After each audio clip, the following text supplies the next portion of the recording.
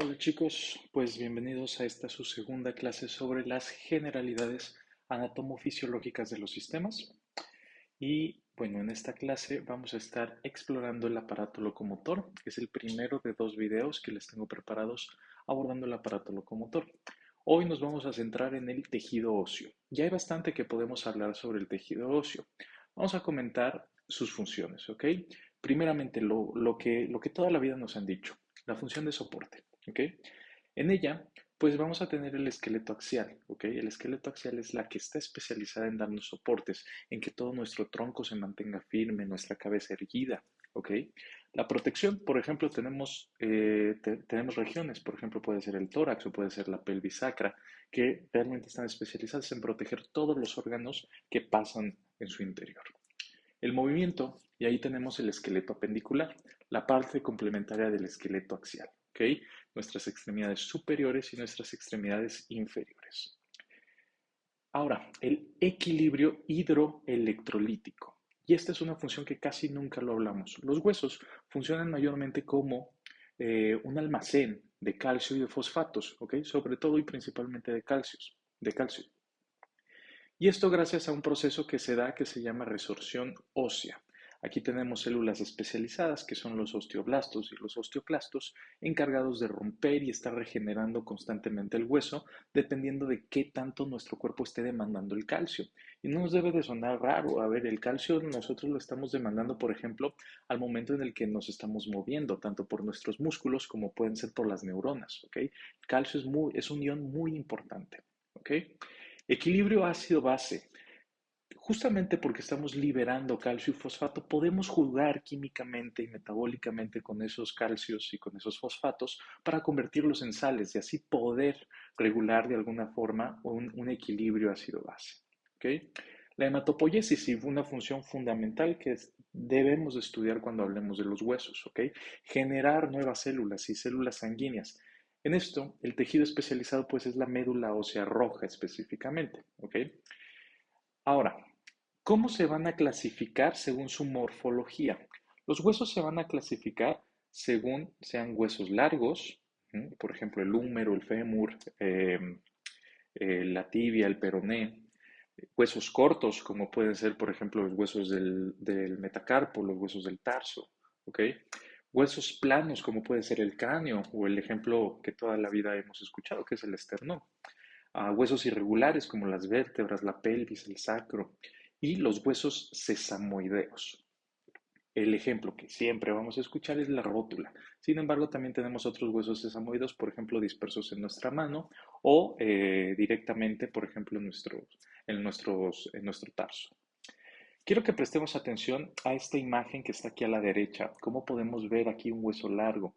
Vemos que hay cartílago articular, lógicamente. Este hueso tiene que colindar con otras estructuras. Por su morfología podemos decir que es un número. ¿Ok? Vemos también la médula ósea roja. Acuérdense, la zona especializada para la hematopoiesis es la médula ósea roja. Posteriormente colinda aquí con esto que es la cavidad medular y posteriormente la médula ósea amarilla, ¿ok? Un almacén de muchos lípidos. Después, por ejemplo, si lo vemos en su recubrimiento, que tenemos el periósteo la realidad es que tiene muchísimos agujeros pequeños y por ahí van a pasar arterias muy importantes para, pues también para nutrir tanto el hueso como las estructuras adyacentes. ¿Ok? Finalmente, esas células que está creando el hueso, pues hay que sacarlas del sistema circulatorio. ¿Ok? Y posteriormente también nuevamente tenemos la médula ósea roja eh, y colindando con el cartílago articular. Quiero que aquí destaquemos algunas zonas. Por ejemplo, todos los huesos largos van a tener dos este, epífisis, se me fue el nombre por un instante. Epífisis, una epífisis proximal y una epífisis distal, ¿ok? ¿Por qué les estoy diciendo que esta es la epífisis proximal? Porque aquí estaría la articulación glenumeral, ¿ok? Aquí seguiría la escápula y después aquí seguiría este, la clavícula y entonces aquí estaría el esternón y estamos más cerca de la línea media. A todo eso le vamos a llamar proximal, ¿ok? Por lo tanto, la parte distal es la epífisis distal, ¿ok? Epífisis proximal, epífisis distal.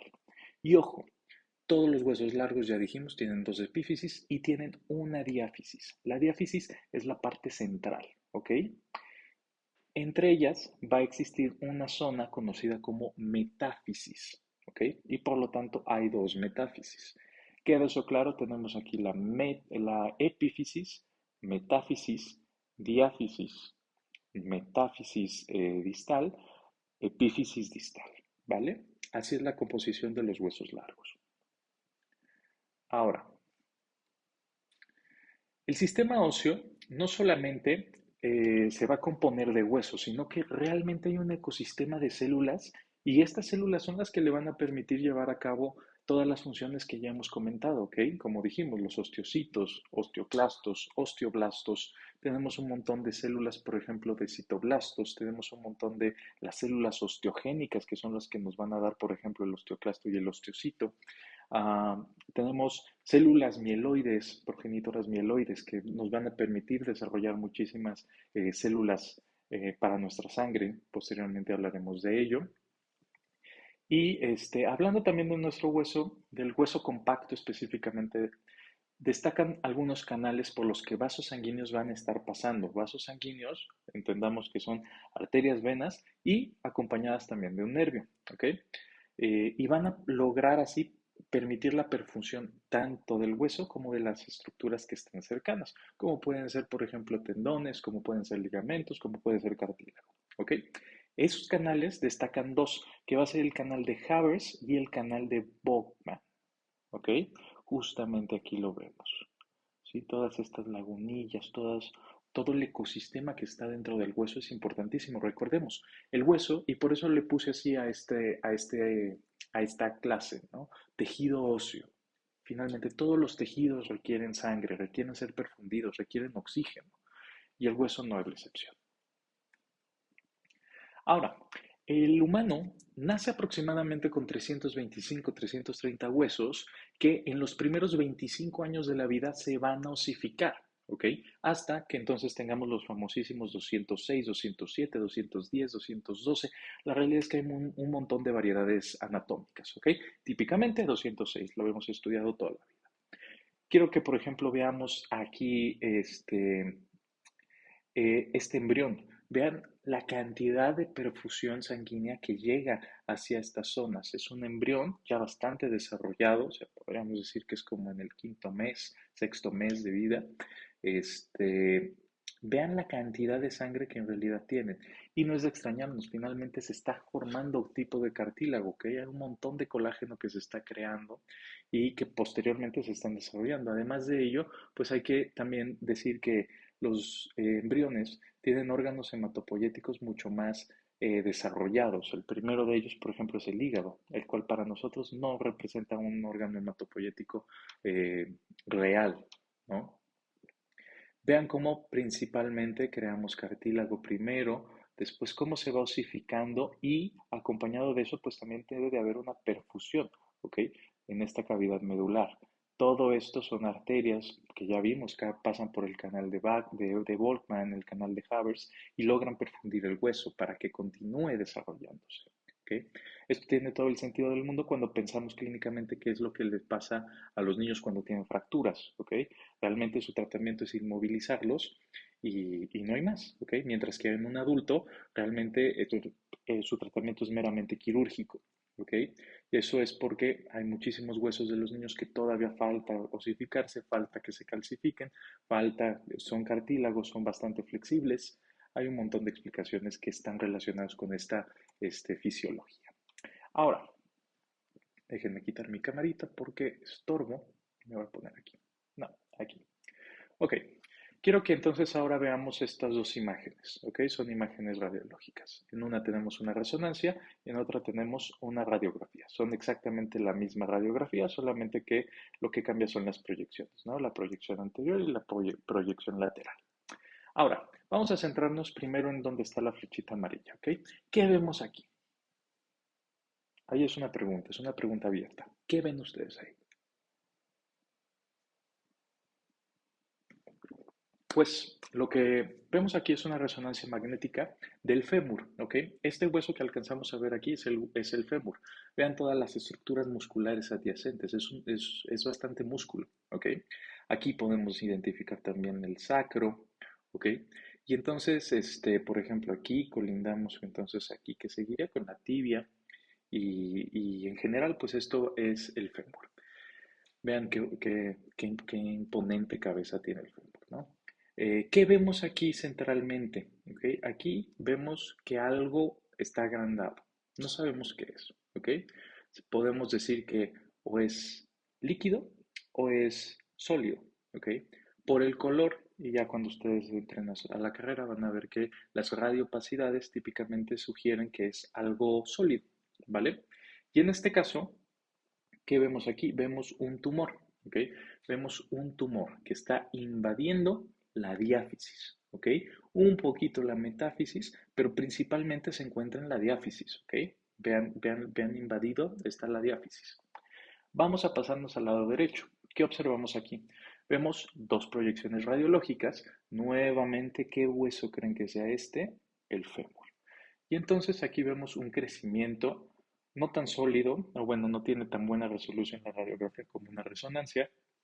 Y vemos que en general donde más está declarada el crecimiento es en la metáfisis casi epífisis. ¿Ok? ¿Esto qué nos dice? Simplemente con conocer la anatomía ósea, ya podemos discernir entre un diagnóstico y el otro. El que vemos aquí en la imagen con la flecha amarilla es un sarcoma de Ewing, ¿ok? Y en el lado derecho lo que vemos es un osteosarcoma. Ambos son cáncer de hueso, son cáncer de hueso bastante agresivos que pueden tener un pronóstico fatal dependiendo de la edad en la que se diagnostiquen. En ambos ya son adultos. Sin embargo, el tratamiento, el diagnóstico y el pronóstico de ambos cánceres son completamente diferentes. ¿Y cómo descartamos entre uno y otro? Pues sí, quizás podemos mandar, por ejemplo, una inmunohistoquímica, podríamos mandar también, ¿cómo se llama? Marcadores tumorales, podríamos mandar bastante clínica, pero realmente la imagen nos ayuda a discernir completamente entre un diagnóstico y el otro, ¿ok? De ahí, por ejemplo, un dato importante sobre la anatomía ósea. Ahora, conocer y memorizar la anatomía ósea es el primer paso para toda la anatomía locomotora, ya que hay componentes destacables en cada hueso que posteriormente van a tomar mucha relevancia. Y a esto nos referimos inserciones,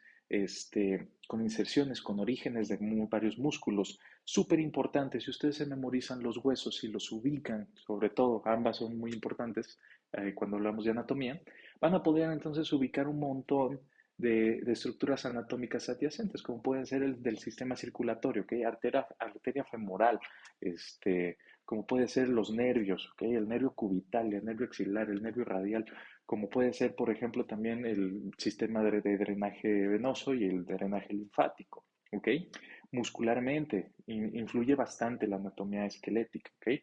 Finalmente es el esqueleto de toda la anatomía. Entonces es fundamental que conozcamos y que esta anatomía sí no las memoricemos. Tenemos que repasar los huesos y tenemos que memorizarnos todos los huesos. ¿Por qué? Porque también cada hueso tiene particularidades importantes. Ahorita vamos a hablar de las más importantes, ¿ok? Principalmente tenemos el cráneo. Aquí vamos a hablar de generalidades, ¿ok? ¿Qué es una cresta? Una cresta es una montañita hecha de hueso, ¿ok?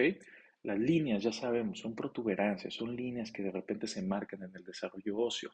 Conducto, un hoyo que va a conducir a otro lado, ¿ok? Es literalmente como una tubería. Apófisis, ¿ok?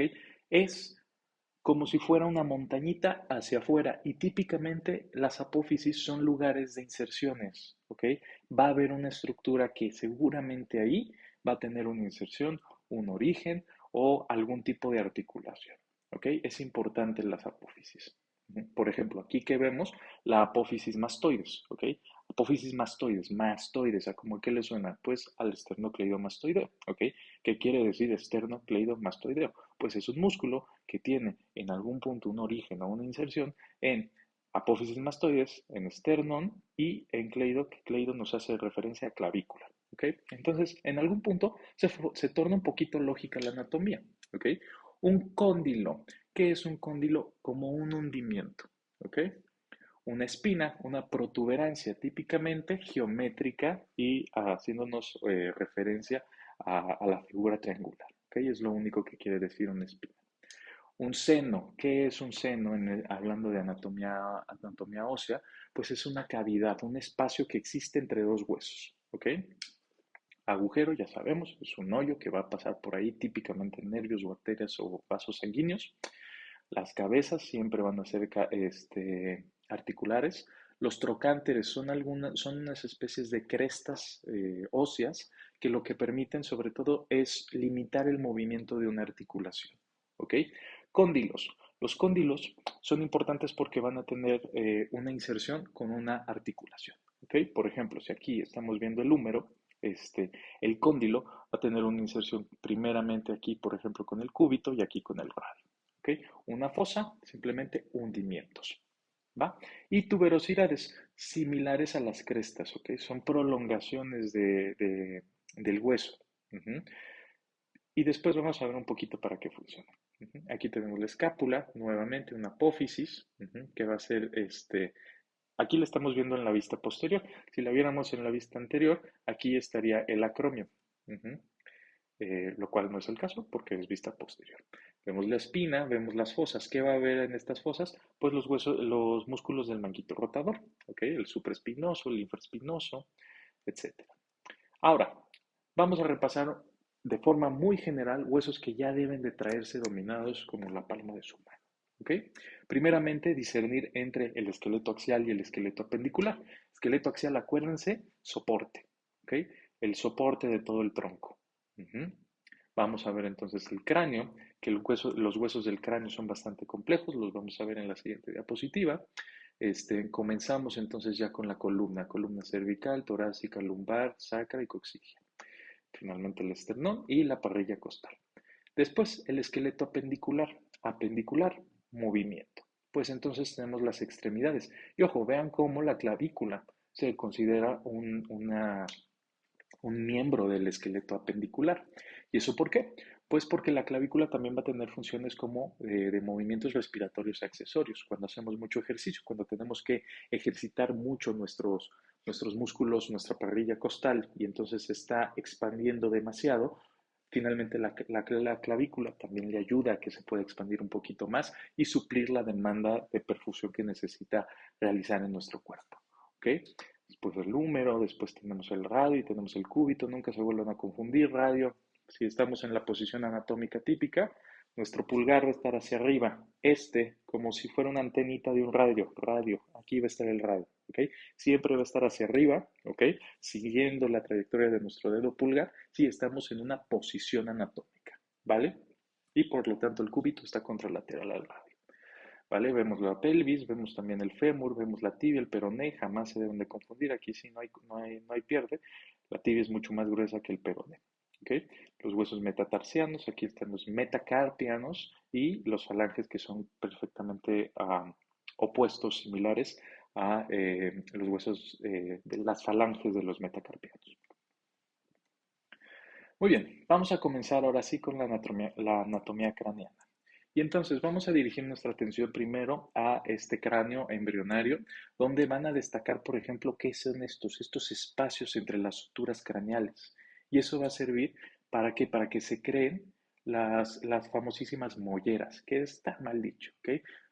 Su nombre adecuado son fontanelas, ¿ok? No le digan molleras, son fontanelas. Tenemos varias fontanelas. Su función es poder expandir el cráneo para que cuando el bebé pase por el canal de parto, pues esas fontanelas puedan entonces amortiguar un poquito los movimientos del cráneo y no se dañe la masa encefálica, ¿ok? Fuera de eso, dirigimos nuestra atención primeramente a este cráneo, ¿ok? ¿Qué observamos aquí? Pues observamos, por ejemplo, empezando desde caudal a craneal, vemos la mandíbula, vemos la maxila, vemos el cigomático, vemos el tabique nasal, vemos también el frontal, el parietal, el temporal y el occipital. Es lo que nosotros alcanzamos a ver. Y este hueso azul, que típicamente le decimos el hueso en mariposa, es el esfenoides. No lo vayan a confundir con el etmoides. El etmoides es un hueso mucho más pequeño, más difícil de ver, casi siempre se va a ver nada más en cortes coronales. Y es este que vemos aquí en verdecito, verdecito claro, ¿ok? Vamos a ir hacia la vista inferior del cráneo. Vean qué interesante anatomía. Es como si pasáramos un corte completamente por aquí, ¿ok? Es muy interesante esta anatomía. Solamente alcanzamos a ver la maxila. ¿Qué estructuras nos destacamos aquí? Destacamos evidentemente el maxilar, que tiene componentes de paladar duro, paladar blando. Este hueso amarillito que no alcanzamos a ver aquí es el vómer. Este vómer puede permitir también la división entre una cavidad nasal y la otra. El esfenoides, vean como aquí ya se ve como un hueso de mariposa. Vemos un poquito la porción del cigomático, vemos la porción del temporal. Vean, es un hueso bastante grande, bastante complejo. Vean todos los agujeros que tiene, que por ahí van a pasar arterias, van a pasar venas, van a pasar nervios. ¿Ok? Vemos aquí el hueso verde, que es el occipital. ¿Y qué estructura más grande vemos aquí? Grande, y justamente su nombre así lo dice, agujero magno. Magno de latín que significa magnus, grandísimo, el agujero grande, ¿ok? Y ahí es por donde va a pasar la médula espinal. ¿Sí? Va a estar conectando la médula espinal con el hueso, perdón, con el cerebro, justamente en una porción súper importante que es el bulbo raquídeo. ¿Okay? El tallo encefálico también lo pueden encontrar así. ¿Okay?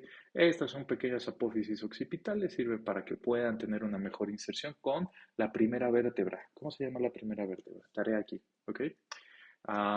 Y vemos también un poquito de la porción del parietal.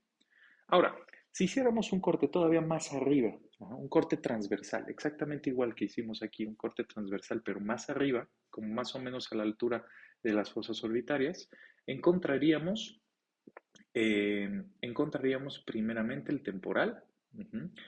Vean aquí qué interesante. ¿Qué encontramos aquí? Esta estructura aquí en el esfenoides se llama silla turca. Y en esta silla va a estar sentada la, este, la glándula adenohipófisis. Adeno y neuropófisis van a estar ubicadas aquí en la silla turca. ¿Ok? Vemos también el hueso temporal, vemos el hueso parietal y vemos el occipital, nuevamente con el agujero magno. Vean estos agujeros tan importantes que están aquí. Este es el agujero yugular, muy importante para el drenaje de todo el sistema nervioso. ¿Ok? Y cada uno de estos agujeros tienen un propósito, ya sea que por ahí pasen nervios importantísimos, como puede ser el agujero hipogloso, por ejemplo, cómo se va a meter el trigémino a nuestra cara, el nervio facial, cómo va a inervar toda la parte de arriba, el cómo el vago tiene que atravesar hacia la parte, hacia todo nuestro sistema vascular, incluso hasta nuestros riñones. ¿Okay? Son muy importantes esta anatomía. Ahora, si hiciéramos un corte ahora sagital, uh-huh, encontraríamos esto justamente en la misma imagen que estudiamos al principio. Ahora sí alcanzamos a distinguir el vómer, vemos mejor el maxilar, vemos el hueso palatino, vemos mejor entonces aquí el esfenoides cortado perfectamente a la mitad. Vemos entonces ahora sí el etmoides, la lámina cribosa que va a estar unida al vómer, separando nuestros huesos nasales. El etmoides tiene mucha relevancia cuando hablamos, por ejemplo, de los senos paranasales, ¿ok? Que si no me equivoco, es la siguiente diapositiva. Es correcto. ¿Qué vemos aquí? Ahora un corte coronal. Y vean cómo aquí lo primero que nos destaca, pues es este hueso rarísimo. Este hueso rarísimo es el etmoides. Y estos que vemos aquí son los cornetes nasales, el cornete superior, el medio y el inferior.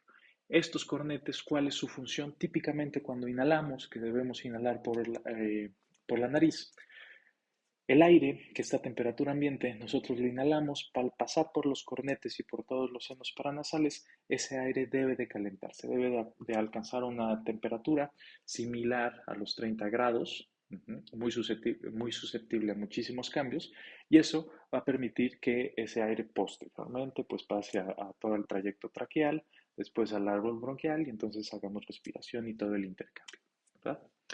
Vean también cómo la cavidad oral destaca aquí. Y algo bien importante, ¿qué son todos estos espacios? Estos espacios pues son los senos paranasales.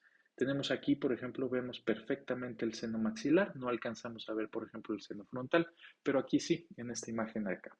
Seno esfenoidal, pues justamente en el esfenoides. Seno etmoidal en el etmoides. Seno frontal, aquí directamente atrásito de lo que nosotros llamamos frente, o sea, luego estaría el seno frontal.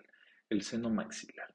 Y esto es patológicamente porque son relevantes. Por ejemplo, les pongo un cuadro clínico rapidísimo.